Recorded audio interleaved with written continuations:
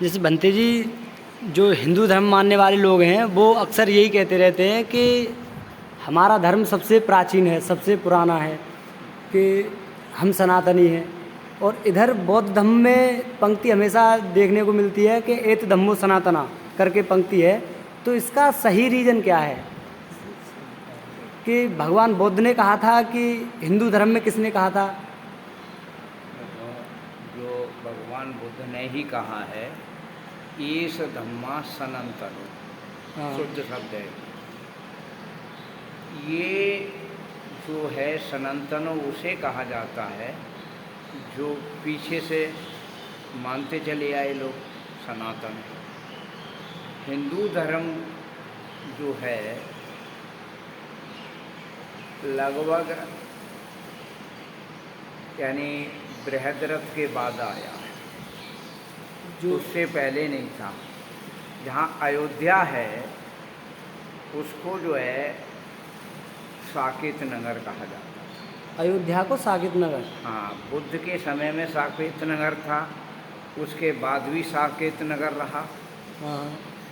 जब पुष्यमित्र संग ने बृहद्रथ मौर्य को अपनी बेटी ब्याह कर। अच्छा, मौर्य राजा थे बृहद्रथ मौर्य? हाँ, बृहद्रथ मौर्य ये सम्राट अशोक से 7वीं पीढ़ी। अशोक के 7वीं पीढ़ी के? हाँ, और सम्राट चंद्रगुप्त मौर्य से 10वीं पीढ़ी पे राजा बृहद्रथ मौर्य हुआ था। अच्छा। तो उसके लिए चीन का पुष्यमित्र सुंग ब्राह्मण ने अपनी बेटी ब्याही और उसके बाद में उसे वहीं नौकरी करने लगा। नौकरी में उसे मिली सेनापति। तो सेना में सेनापति ही सबसे बड़ा अधिकारी होता है, वो जो चाहे वो सेना में करता है। तो उसने सेना में छटनी की, जो उसकी बात माने वो रहेगा, नहीं माने वो नहीं रहेगा, तो उसे निकाल देता था। धीरे धीरे उसने वो ही रखे जो उसकी बात मानने वाले थे। तो जो अश्वनी मास में यानी क्वार के महीने में दशहरा होता है, जिसको दशहरा कहते हैं, तो ये सम्राट अशोक के समय से, जब सम्राट अशोक ने कलिंग का युद्ध किया था, वहाँ जो मारकाट हुई थी, जब उसके दिल में ये आया हमने बहुत बुरा किया,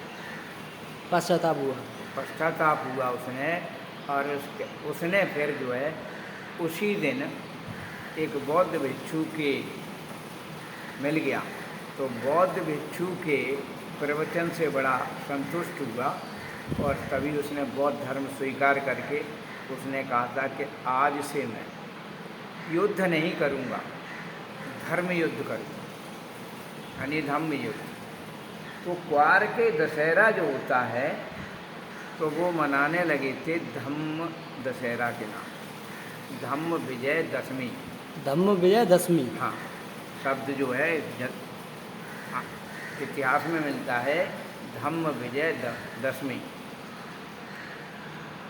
अब जो पुष्यमित्र सुंग ने उसी समय से ये पर्व मनता चला आया और राजा बृहद्रथ भी मनाता। तो जब वो तिथि आई तो उस दशमी के दिन जब राजा निकला, शाम को निकलते थे राजा इसलिए कि हमारे नगर में कोई ऐसा व्यक्ति तो न रह गया जिसने त्यौहार न मना सका हो पैसे की कमी से। तो बृहद्रथ मौर्य जब घूमने के लिए निकला, चिंता करने लेने के लिए, तो उस समय यानी जो फौज होती थी वो भी उनकी भी छुट्टी होती थी। केवल उसके साथ 5 या 4 सिपाही होते थे, साथ में सिर्फ राजा थे। उसमें बृहद्रथ मौर्य भी था, क्योंकि वो मंत्री था। हाँ सेनापति। सेनापति क्या नाम वो पुष्यमित्र शुंग मौर्य वो शुंग था। हाँ तो बृहद्रथ मौर्य जब निकला भ्रमण करते हुए, जब उसने देखा ऐसी जगह है, वहाँ उसने जो है तलवार से अपने जमाई का सिर काट दिया। अच्छा। सिर काट दिया। अब वो साथ वाले वो तो उसके ही हैं, जो सैनिक हैं। हाँ वो तो पुष्यमित्र के ही हैं, तो वो कुछ कहेंगे नहीं। उसी टाइम उसने ये घोषणा कर दी कि आज से यहाँ का राजा मैं हूँ। वो राजा बन गया। और उसने तब ये लिखवाया है रामायण। पुष्यमित्र सिंह ने रामायण लिखवाई। हाँ, ये रामायण पहले की नहीं, क्योंकि इसके बहुत से प्रमाण तुम्हें रामायण में मिलेंगे कि कमियाँ, उससे सिद्ध होता है कि ये उस टाइम की नहीं है। अब वहाँ उसने सोचा यहाँ लोग हमें मार देंगे। पुष्यमित्र शुंग को डर सताने लगा, तो पाटलिपुत्र छोड़ के, यानी पटना आज की राजधानी, पटना को छोड़ के और साकेत में आके उसने यहाँ अपना राजधानी बनाई और इसका नाम अयोध्या कर दिया। अयोध्या में जो नदी बहती है वो सिर्फ 5 किलोमीटर सरयू नदी। हाँ, वैसे नदी का पूरा नाम एक ही रहता है। पुराना इधर भी वही नाम है और आगे इधर भी वही, बीच में 5 किलोमीटर, लेकिन इस साल 15 किलोमीटर बढ़ा दी है, यानी 5-5 किलोमीटर और बढ़ा दी, जिससे कि लोग ऐतराज न जान पाएँ इसका। अच्छा, तो लेकिन आज भी नाम सरयू है उसका, उस जगह का। हाँ, अच्छा। सरयू क्यों है? उसमें काट काट के सर फेंके गए हैं हमारे, यानी बौद्धों के। अच्छा। पहले ये देश क्या एशिया बौद्धमय थे, हिंदू धर्म नहीं था। हिंदू धर्म से पहले अगर लोग बहस करते हैं तो केवल सनातन भी नहीं था, अच्छा, वो वैदिक धर्म था। अच्छा, इसीलिए एशिया की लाइट कहा जाता है तथागत गौतम बुद्ध को। हाँ, बुद्ध का धर्म, भगवान बुद्ध का धर्म 56 देशों में है और हिंदुओं का धर्म सिर्फ 3 देशों में है, भारत, नेपाल और मॉरिशस। मॉरिशस। ठीक है, इन 3 के अलावा हिंदू धर्म नहीं है कहीं भी। और बुद्ध का धर्म 56 देशों में है। दूसरी बात, श्रेष्ठ है। इस साल भी आया है, पिछली साल भी आया था, जब श्रेष्ठ धर्म का चुनाव किया अमेरिका ने, तो 200 धर्म वाले अनुयायी वहाँ पहुँचे। हर धर्म से एक जाएगा,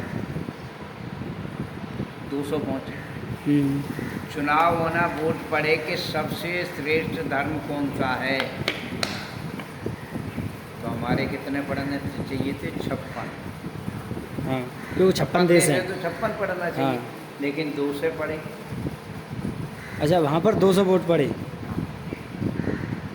यानी विभिन्न देशों से हर धर्म के गए, तो हर देश से एक, जिस धर्म में जो जहाँ चलता तो एक एक जाएगा। लेकिन हमारे वोट जब 200 पड़े और 200 किसी के नहीं पड़े, तो अमेरिका ने घोषित कर दिया कि सबसे श्रेष्ठ धर्म बुद्ध धर्म है। अच्छा, इस बात को अमेरिका ने घोषित किया। हाँ, और जो नहीं मानता कहीं पता कर गूगल पे देख लो। अच्छा, गूगल पे निकालो कि सबसे श्रेष्ठ धर्म कौन सा। जिसको यदि आपत्ति है तो खुद सर्च कर लें। सर्च कर लो। तो जो है सनातन धर्म जो है, और लगभग हिंदुओं के धर्म में अपना इनका कुछ भी नहीं है। जो कुछ है बुद्ध का है, उसी में इन्होंने अपना नमक मिर्च मिला के किया। अच्छा, नई चीज़ बना दी। हाँ, नमक मिर्च मिला दिया।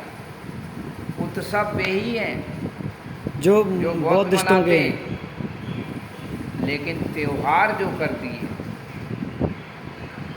उन्होंने क्या किया, त्योहार, यानी तुम्हारी हार, जहाँ जहाँ तुम्हें परेशान किया है, तुम्हें भ्रमित करके और अपनी जीत कर ली, तो उसका नाम त्योहार है। मतलब तुम्हारी हार को इन्होंने त्योहार बना दिया।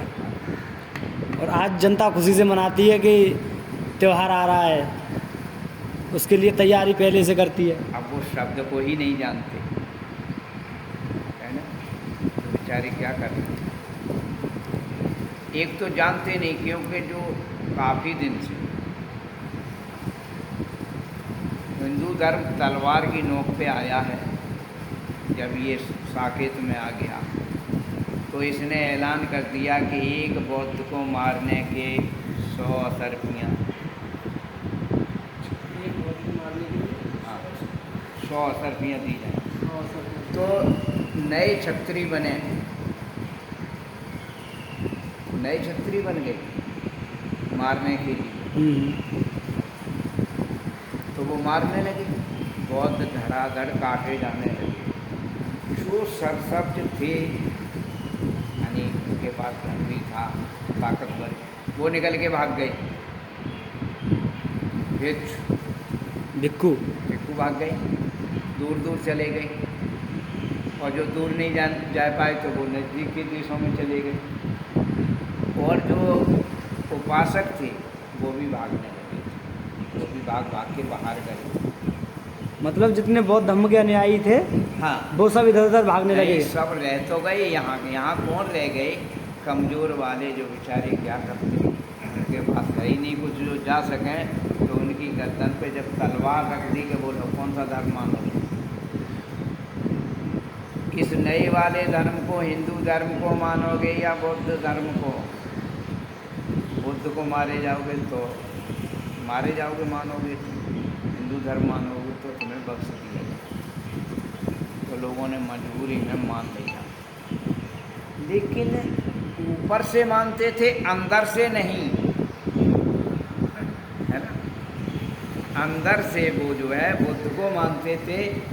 अब उन्हें संस्कार करने वाले जब नहीं मिले, ब्याह शादी किससे करा, तो ब्राह्मण मजबूरी में बुलाना पड़ता है। नामकरण किससे कराएं, जब नहीं कोई है तो बनते तो रहे नहीं।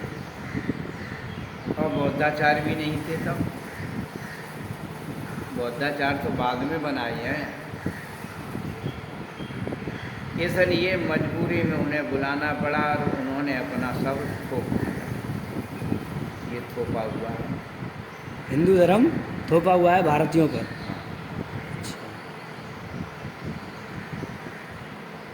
आप कुछ वैसी बात कर ले, बहुत हो गई, फिर बना लियो जब चाहो तो।